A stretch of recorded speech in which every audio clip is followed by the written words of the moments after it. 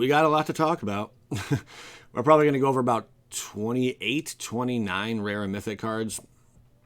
This is pretty intense. I can't believe it. I can't believe it's not butter. But really, I can't believe they printed something like Black Lotus. Then again, I can.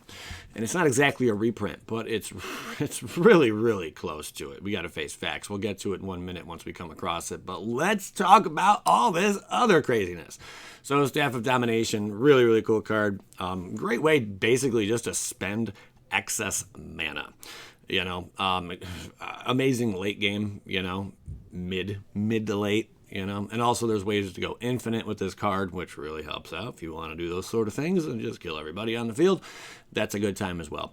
But just a lot of value in this card, and the price was really jumping. I think it was almost approaching 60, roughly. So now it's definitely going to come down. I like this extended art stuff, man. I really do. Horizon Stone. Here's a cool one. Five colorless, beautiful art there. The old Infinity and Beyond. It is infinite, huh? And it's funny they put that in there because there's ways you can obviously go infinite with stuff like this. If you would lose unspent mana, that mana becomes colorless instead. Maybe not go infinite, but yeah, you can go infinite with this. There's a lot of cards already out there like this. Maybe not too many, you know. But the fact that you can just pile on the mana. And it doesn't go away, I think, is a beautiful thing. And a deck that would want to run something like this, a massive spell, you know, something that you're really going to like pay X for and just kaboom, you know, when you have a lot of excess mana to blow. So there you go. Cool card. Scroll Rack. Needed the reprint? Not really, but it's cool it got one. This one is one of my favorite cards. One of my, not cards, favorite artworks. Because, first appeared when I started playing, but this one was approaching like $80 as well. This one was kind of up there. And I'm curious to see what it drops to. Actually, it might have been around 90, but the price will come down. Now, some of the original cards, obviously, the OG original cards, the very first printing, especially when they're older, vintagey kind of, you know, like your Urza days and whatnot, even if they're not on the reserve list, they are going to maintain a pretty decent price, mainly because they're old. It's harder to find them in good condition. And people want the original stuff. It's just that simple, you know. You want the original. Just like for people who collect books, you know, for example. The first edition is always worth the most. There's a reason for that, you know.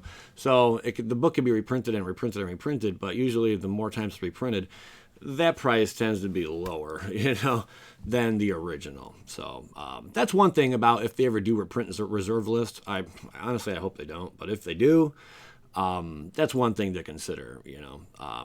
Value will still be there. It will drop, though. I know some other people, some other YouTubers have said if they reprint a card from the reserve list, the price isn't going to drop that much. Yeah, it's going to drop. There's no two ways about it. But it's I don't think it's going to be a huge drop. I'm discussing this because it's obviously something to talk about, but that's a whole other video. All right, so that's Scroll Rack. I'm sorry. Archelaus Lagoon Mystic. Turtles. Who doesn't like a turtle? Look at him. He's just having fun being a little turtle. Turtle. I like turtles. 4-drop, legendary creature, turtle shaman, 2/4. As long as the Lagoon Mystic is tapped, other permanents enter the battlefield tapped. As long as it's untapped, other permanents enter the battlefield untapped. Cool. Sure, there's lots of ways to have fun with that. This is not a race. He even said it slow. Not only does he move slow, but he's talk slow too. Beautiful. Oh, I love this card. Immaculate Magistrate. Oh, yeah, baby. One of my favorite pointy-eared cards for sure. Put a +1/+1 counter on target creature for each elf you control. So, you know, you definitely want to go with something that has trample and throw it on that puppy. And then swing on in with your massive creature and your other elves. This is just a nice little card. The only thing the downside I don't like about Magistrate, it's a 4-drop. I wish it was 3.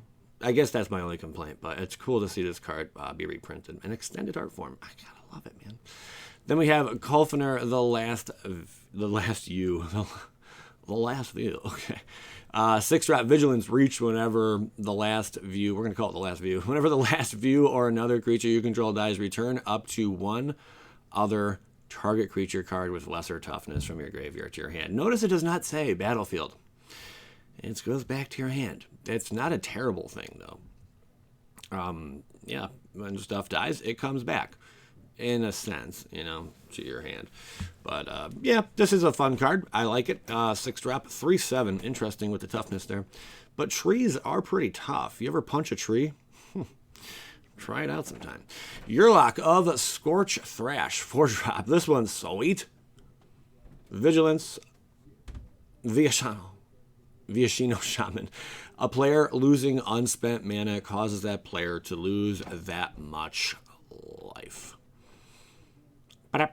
As I said in the leaks, mana burns back. Oh, yes. Oh, yes. So this is probably going to be one of the more fun cards to play around, especially, you know, if you're able to, like, tap down your opponent's lands and whatnot, and things like that. That can be fun. Yeah, this is a really cool... I think this is a really cool card. I think this is a really cool card. This is probably one of the more hype cards people are interested in playing. And for being only a rare, that's great. I'm glad. It could have been a mythic. You know... Shaman, you could have been born a mythic. And then not only that, for 1 tap, each player adds 3, these 3 colors, black, red, and green, to their mana pool.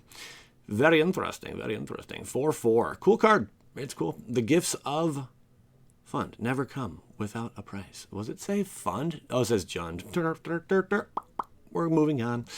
If you enjoy having a fun little time and relax, that's the place here. That's what we do on Bad Boy Gaming. We're not going to get crazy and really just... Sometimes I get crazy and break down a card. But, you know, a lot of times I like to just kick back, chat it up with you guys, give my 2 cents on a card and move on. Today's one of those days, definitely, where we can't break down too many cards because there's too many to go over. So, Sweet Gum Recluse. Here's a nice one. Oh, man, that just...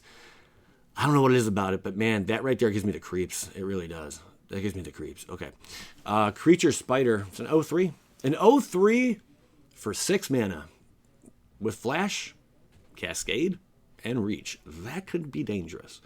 When Sweet Gum Recluse enters the battlefield, put 3 +1/+1 counters on each of any number of target creatures that entered the battlefield this turn.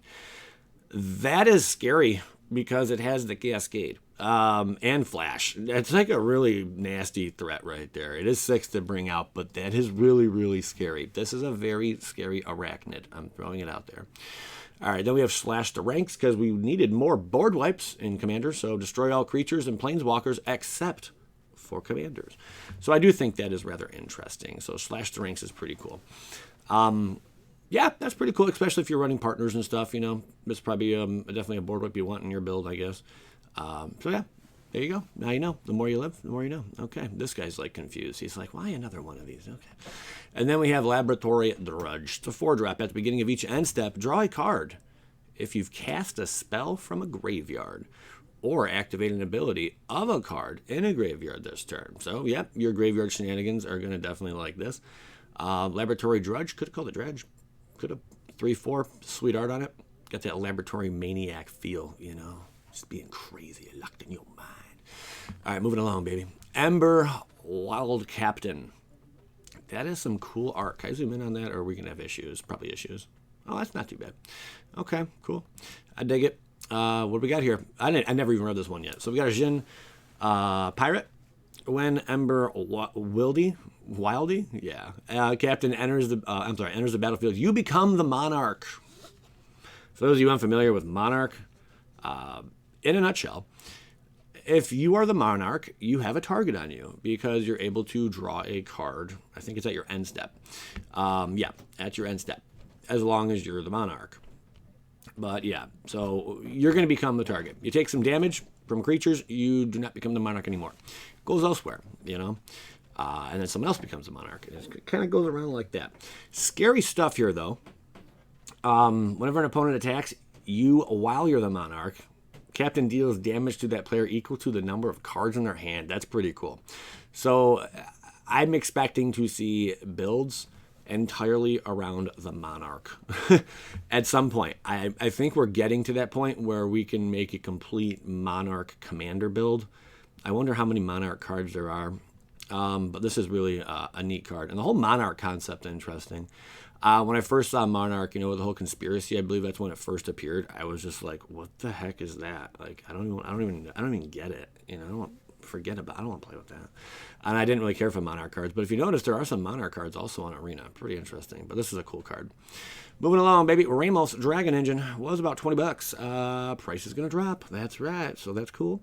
6 drop. You know that this commander deck, the Precon, it was recently has been selling for like 170 plus, 170 to 200. That's nutty.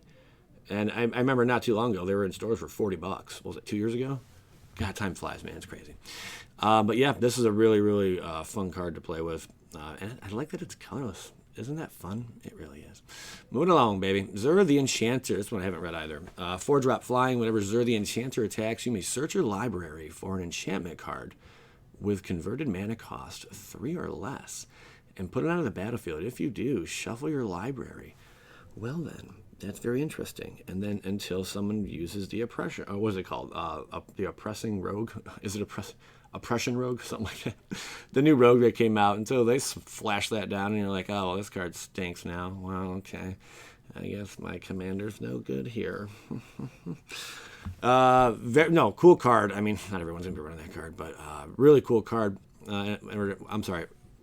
Whenever Zur the Enchanter attacks, you may search your library for an enchantment card with converted mana cost 3 or less and put it onto the battlefield. If you do, shuffle your library 1/4. Beautiful thing. What is that art about? It almost looks like a zombie. You could have been a zombie. Okay, human wizard though. Moving forward. Then we got Elgith Crossroads Augur. Yeah, 6-drop. This one's really cool though. That's Sphinx. They're making them really nice Sphinx now. I remember complaining that Sphinxes just stunk. Sphinxes and Hydras. I remember complaining a lot over the past 3 years, mostly like 2 to 3 years ago. I was complaining a lot that the power level of Hydras, or there's just not that many good Hydras out there, I should say, and all Hydras should come at reach. But also, I said Sphinxes. There's not that many Sphinx out there that are very powerful. At the time, there was not. And I'm glad to see over the past couple years here, we did get some more powerful Sphinx. And this one's pretty sweet also. Flying, if you would scry a number of cards, draw that many cards instead. You're going to be drawing a lot of cards if you're doing a lot of scrying, and your opponent's going to be dying. So there's also has partner, which is sweet. And it's a 5/6 Sphinx. Yeah, Sphinx Tribal, man. There's like, 3 new Sphinxes in this one that are pretty powerful. I just don't like how Sphinx is pronounced. We just call it Sphinx. All right. Court of Ambition, fun one, 4-drop. When Court of Ambition enters the battlefield, you become the Monarch. Isn't that exciting? Yeah. At the beginning of your upkeep, each opponent loses 3 life unless they discard a card. If you're the Monarch, instead, each opponent loses 6 life unless they discard 2 cards. So, Monarch cards are very powerful. They have very powerful effects on them, but they also make you the target. Do you like being a target? Yeah. A big brick and mortar store? Well, if you like that, then you'll like this card. You'll like the Monarch. But yeah, you put a big target on your head when you're the Monarch, just because the abilities, or like the perks of the Monarch, text is just, it's kind of crazy, man. This is a really nice card. Belb Corrupted Observer. That's a throwback to a girl that never got a card. 2-drop Zombie Elf. At the beginning of each player's post-combat main phase, that player adds 2 colorless for each of your opponents who lost life this turn. Now remember, that's for everyone though. But if you build around this card, your opponent's probably not going to be building around this card. You're going to have a beautiful, beautiful strategy at hand, my friends. It's going to be really cool. I just like the art on this one. Again, I like a lot of Magic's art, but I can't zoom in the right way. But man, the makeup they got going on there with her, I'd like to meet her in real life, sit down, maybe have some brunch with her, take her out for, a real nice, kind of dinner, but it's brunch. So, she's going to like it. And then maybe bake her a pie for later on. And then, when we get really bored, late in the night, put on a movie, just relax, listen to Sweet Nothings, and then do some nasty stuff. Okay, all right, guys, stop it, man. Nasty isn't, like maybe she didn't flush the toilet, okay? All right, moving along. Belb, Corrupted Observer. Don't ask. All right. Lotus. It is basically Black Lotus, but there's some downsides, of course.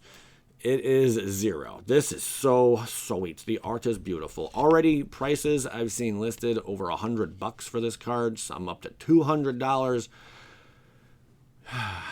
I like it, and I think I'm in the minority when I say that. A lot of people are like, bah, bah, bah. I don't get why everyone complains so much. Like, you cannot do anything about this. It could be banned, okay? There is a chance the card will get banned. People are already calling for a ban. Why? They're not, I'll tell you one thing. They are not going to ban this card. They're not going to ban it. You can ban it in your home group, but they're not going to ban this card. And if they do, it will not be within the next 2 years. I'll tell you that right now. They want to make money off this set, and this card is going to do just that, along with quite a few other cards. But I like that there's a chase card in this set. I think every set should really have a chase card. One card that is like $100. Why not? Really powerful stuff. They're basically reprinting older cards and just throwing a slightly different text on them, basically. That's what they're starting to do, and I think it's a great idea. How healthy is it for the game? Well, I mean, it could be obnoxious because, if this is going to see play in. Why would you not want to run this card, kind of thing, especially for mono-colored. I mean, really, that's where you're at. So that's really about it. Sacrifice Jeweled Lotus, add 3 mana of any one color. Spend this mana only to cast your commander. Of any one color. So it's pretty sweet. It's really sweet. It's basically like similar to the most powerful card in the entire game. If you have not heard of Black Lotus before, you probably just started playing the game in the last few days. But for those of you, I'll make an exception. Black Lotus is very similar to this, minus the commander stipulation. What would be really fun is shenanigans where this card just keeps reoccurring. Once you sacrifice it, you just bring her right on back. That is going to be redunculous. I like it. I like the art. I think they did a great job on this. I really do enjoy the fact that they're taking this approach. And I think I'm in the minority when I say that. But I like value and stuff. I like things to be worth something, But I also don't want to be scared. Okay, I'm going to go play Commander today. And let's say, I'm the broke kid with, not too much, money in my Commander deck, which is the case for a lot of us. If everyone that I'm going to play with, they all have a Jeweled Lotus and it's like $150-$200, and I don't, it's not going to completely change the entire game, but if they are hitting their Jeweled Lotus, they're getting a huge jump on me, man. It just makes their deck that much more powerful compared to mine, And that's really, I think, where the issue is we're not all billionaires, all right? We're not all Bill Gates, okay, Wizards? But I like the collectability of the card. I like what they're. I honestly I like what they're doing here. And if you're one of those people that's going to get a pitchfork out and you're getting crazy that they're going to allow this card to stay afloat and not ban it, what are you going to do? They run the show. I'm sorry you feel that way, but I like it. I think it's fun, and they're not going to ban it anytime soon, man. Here's Dargo the Shipwrecker, 7-drop. As an additional cost to cast this spell, you may sacrifice any number of artifacts and or creatures. This spell costs 2 less to cast for each permanent sacrificed this way, and 2 less to cast for each other artifact or creature you've sacrificed this turn. It has Trample and Partner 7/5. You will never cast this card for 7. If you do, well, it's kind of weird. But yeah, great way to just, you're going to get this on the battlefield quick. It'd be nice. It has Trample on it. This is probably one of the better, I'd say, uncommons from the set. It's got partner. Yeah, I like this one. I mean, there's times you can cast this thing for just the 1 red mana, and that's it, you know? Sweet card. I'm all for it. I think this is one of the better ones. You know what I would like to see? And I think they might even do this. I know some of these cards, for example, Jeweled Lotus is really busted, but I mean, this I'm going to talk to a narrow audience here. Arena. They're not going to bring this card to Arena. Okay, I'll tell you that. They're not going to bring Commander Legends to Arena. My mind would be blown. Maybe down the road, perhaps. But what they could do, or what, in my opinion, what they should do, is bring all these uncommon legends over to Arena for Brawl purposes. And they should really open up Historic Brawl. And this should be the kickoff for that. That may be a plan they already have in mind. If they don't, Wizards, please consider that. You know, it wouldn't be overwhelming right now at this time if you just throw in all the legendary uncommons from this Commander set. I think it's a great idea. And it's great within shape. Then we have Kamal, Heart of Krasa, 8-drop, 5/5. Human Druid. At the beginning of combat on your turn, creatures you control get +3/+3 and gain trample until end of turn. That is a pretty sweet ability. For Deuce, until end of turn, target land you control becomes a 1/1 elemental creature with vigilance, indestructible, and haste. It's still a land. That's so cool. And partner, 5/5. You're going to get some damage in there, fella. That's an 8-drop, though. But in green, I mean, man, that's nutty. That's nutty. At the beginning, yeah, because there's like an emblem. Garrick, man, he's got an emblem where all your creatures get +3/+3 and trample. Or is it just, or is it trample also, or is it just +3/+3? I think it's trample too. It's +3/+3. Regardless, that's a really sweet card. Yeah, it's heavy casting cost, but it's got to be for that ability on it, man. The partner too. It's really cool. I like it. Moving along, we have Livio, Oathsworn Sentinel. Nice robe. He's a Deuce drop for 2. Human Knight, so that's cool. For 2, choose another target creature. Its controller may exile it with an Aegis counter on it. Notice you don't tap it. You just pay 2. So you can do that again and again and again.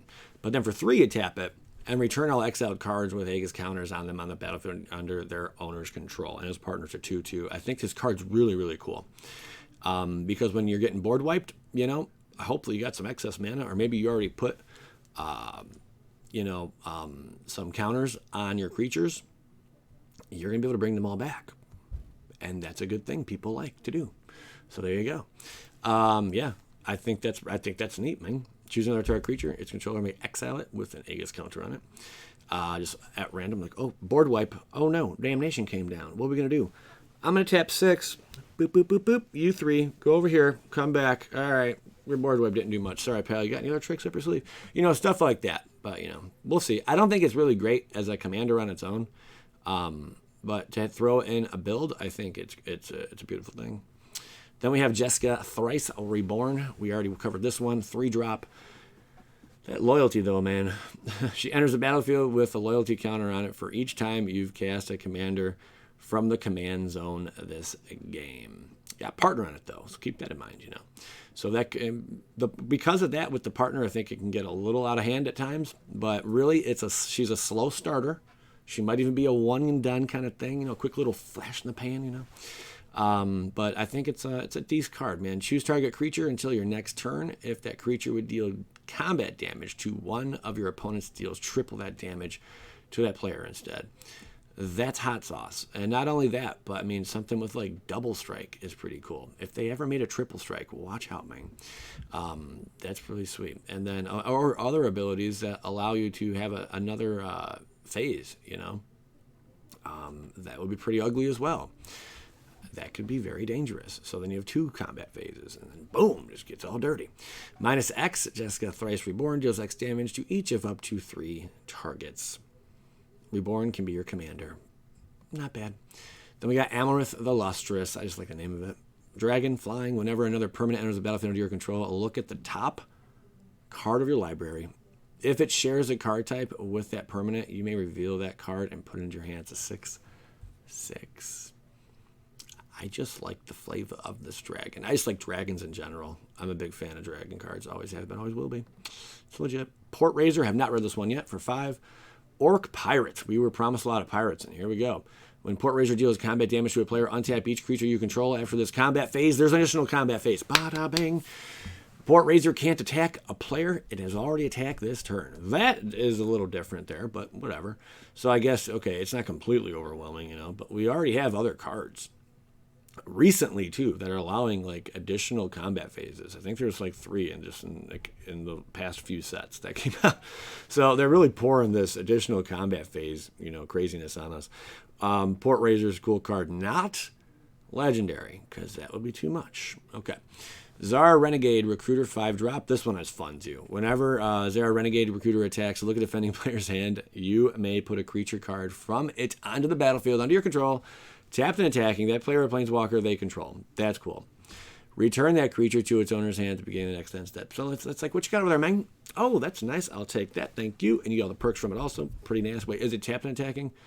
A creature card from it on the battlefield under your control, tapped and attacking. So sometimes you won't get triggers if that card has triggers on them when it attacks, because it's already in that phase of being it's already tapped and attacking, doing its thing. So, but still a really sweet card. 5-drop. It's a fun one, man. I like it. I like stealing stuff from my opponent. Don't steal, because bad things will happen to you. But it's fun to just take their stuff and use it against them. Now you can have it back now. I'm done with it. See you later. Peace. Fun card. I dig it. And then we have Court of Cunning, 3-drop. When Court of Cunning enters the battlefield, you become the Monarch. At the beginning of your upkeep, any number of target players each mill 2 cards. However, if you're the Monarch, each of those players mills 10 cards instead. That's great for mill synergies, baby. That's going to get really, really ugly. Or if you're stealing stuff from your opponent's graveyards, that's going to be fun too. Very neat Court of Cunning. Amphin Mutineer, sorry. 4-drop, this one's weird. Salamander Pirate. When Amphin Mutineer enters the battlefield, exile up to 1 target non-salamander creature.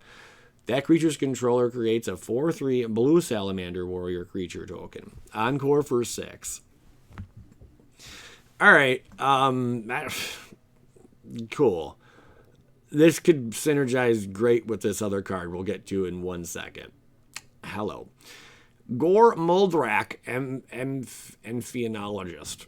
Amphinologist. Okay. That's cool, man. You got a gear in your hand there or something.